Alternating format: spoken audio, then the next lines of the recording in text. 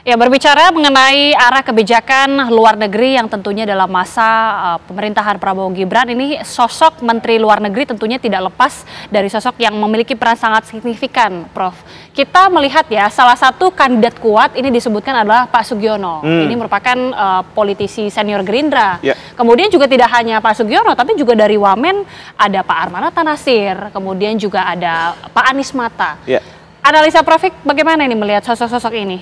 Ya, yang pasti kalau saya ditanya itu, saya harus jujur, saya tidak begitu tahu latar belakang dari Pak Sugiono. Tapi saya yakin dengan pemilihan Pak Prabowo, bahwa beliau adalah orang yang kompeten. Saya tahu beliau ada di Komisi 1, dan beliau adalah, boleh dikatakan katanya anak ideologis dari Pak Prabowo. Karena sejak muda, lulus dari Taruna Nusantara, beliau mau masuk Akmil tapi diminta untuk pergi ke universitas di Amerika Serikat. Ya. Nah, dari situ beliau baru ikut menjadi militer melalui jalur SEPA-PK.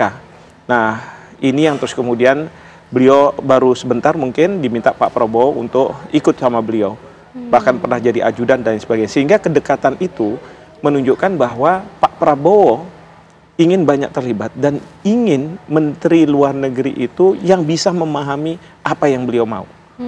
Nah, ini yang kemudian Menteri Luar Negeri harus kemudian menyampaikan ke para wamen dan birokrasi yang ada di Kementerian Luar Negeri. Nah, wamen yang dipilih adalah Pak Anies Mata, Pak Anies Mata yang memang paham tentang isu-isu Timur Tengah. Sementara di sisi lain Pak Armanata Nasir, beliau adalah diplomat senior yang sudah berkiprah di Kementerian Luar Negeri dan menduduki jabatan-jabatan sebagai diplomat sampai 2 kali menjadi duta besar bilateral di Prancis dan kemudian multilateral di Perserikatan Bangsa-Bangsa. Jadi beliau juga sangat paham. Nah, sekarang 2 orang ini sangat-sangat krusial karena arahan dari Pak Menteri mungkin begitu, itu harus kemudian bisa kedua orang ini terjemahkan. Yang penting adalah jangan sampai ada konflik di antara mereka. Karena Pak Prabowo selalu menekankan bahwa ini kita harus satu. Tidak boleh ada pemikiran-pemikiran lain. Kalau saya, kebetulan saya sekarang menjabat di sebagai rektor di Universitas Jenderal Ahmad Yani yang punya TNI Angkatan Darat. Kalau di lingkungan TNI, biasa kita berdebat. Tapi sekali keputusan diambil, maka kita harus mendukung itu dan kita harus bisa mengamankan keputusan itu. Nah, inilah yang saya rasa nantinya figur Pak Sugiono yang dibantu oleh Pak Anies Mata dan Pak Tata. Ini bisa membuat apa yang ada di kepala Pak Prabowo itu benar-benar dijalankan dalam realitanya. Oke, dan memang sekali lagi figur-figur ini kita masih menunggu pengumuman yang tentunya informasinya pada malam hari ini pemirsa akan segera diumumkan bagaimana susunan kabinet dari Prabowo Gibran. Tapi Prof Makarim kembali lagi, sudah melihat figur-figur ini yang disinyalir adalah kandidat kuat untuk mengisi posisi Menlu kemudian Wamenlu juga. Tapi bagaimana kemudian melihat seberapa signifikan posisi-posisi ini di dalam pemerintahan Prabowo Gibran khususnya untuk kebijakan luar negeri sendiri? Kalau kita melihat ya bahwa peningkatan personel di satu kementerian itu kan memberi indikasi bahwa akan terjadi peningkatan pekerjaan yang akan ditangani oleh kementerian tersebut.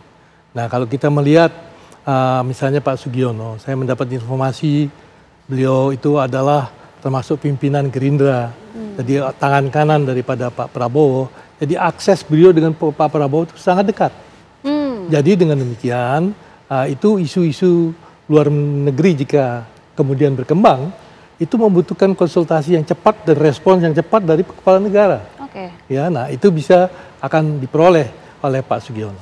Kedua, Pak Sugiono itu adalah bekas anggota dari Komisi 1, ya, jadi komisi yang menangani masalah-masalah politik luar negeri. Ya.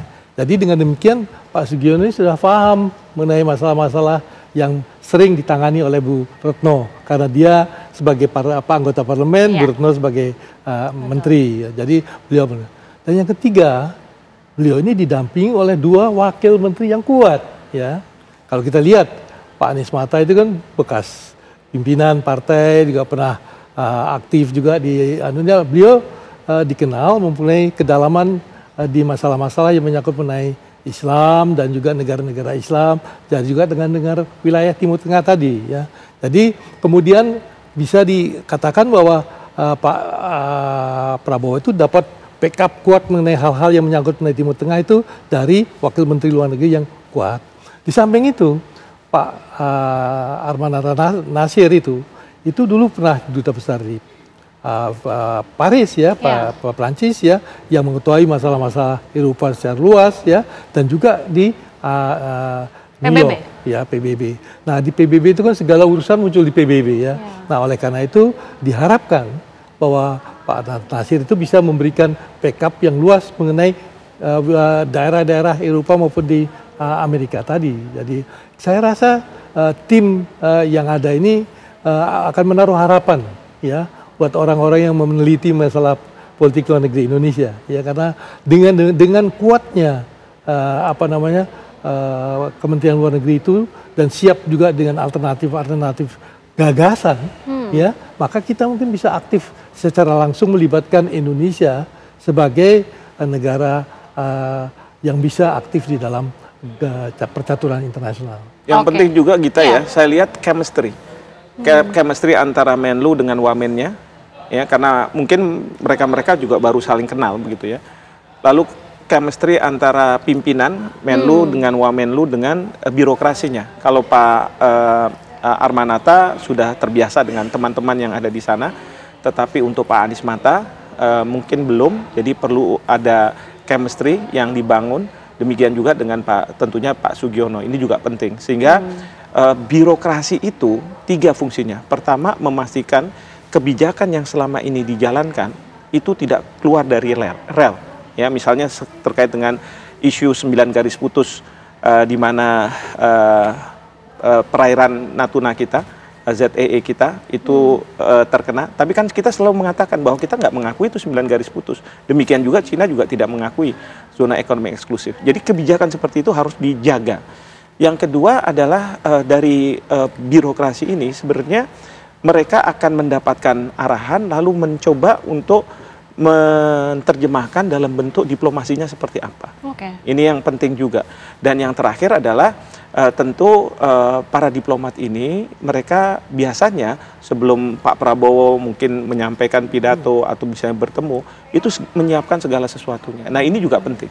Oleh karena itu chemistry di antara mereka itu sangat-sangat penting sekali. Politik luar negeri dan juga kebijakan luar negeri dalam masa pemerintahan Prabowo Subianto dan juga Gibran Rakabuming Raka ini tentunya akan segera kita pantau karena memang pengumuman untuk susunan kabinet itu juga akan dilakukan pada malam hari ini. Pemirsa, kami ajak Anda untuk melihat langsung. Inilah dia suasana terkini. Ya, sesuai jadwal tentunya ini menjelang pukul 19 waktu Indonesia Barat. Presiden terpilih Prabowo Subianto ini sudah mulai menerima perwakilan tamu negara dari negara-negara sahabat pemirsa. Ini memang sesuai jadwal akan dilakukan secara bertahap tentunya. Para tamu negara ini akan mulai berdatangan ke istana.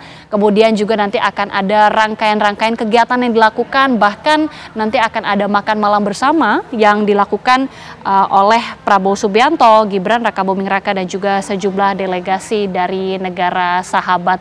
Kita akan tentunya sangat memantau bagaimana agenda pada hari ini pemirsa. Sementara itu jika dapat kami informasikan bahwa jika berdasarkan keterangan ataupun laporan dari rekan kami Haidar Faisal bahwa pada malam hari ini nanti juga Pak Prabowo bersama Gibran Rakabuming Raka ini nanti akan menerima tamu, ada sejumlah negara-negara sahabat dan juga delegasi yang akan ikut di dalam jamuan makan malam dan juga ada sejumlah tamu VVIP lainnya dan nanti tentunya akan bergabung tentunya dari susunan jajaran kabinet yang informasinya akan diumumkan pada malam hari ini. Jadi kita akan lihat bersama, tapi sekali lagi terima kasih Prof. Hikmanto, terima kasih Prof. Makarim sudah bergabung bersama kami tentunya di program khusus. Dan pemirsa tetaplah bersama kami, program khusus Prabowo Gibran menuju Istana akan segera kembali.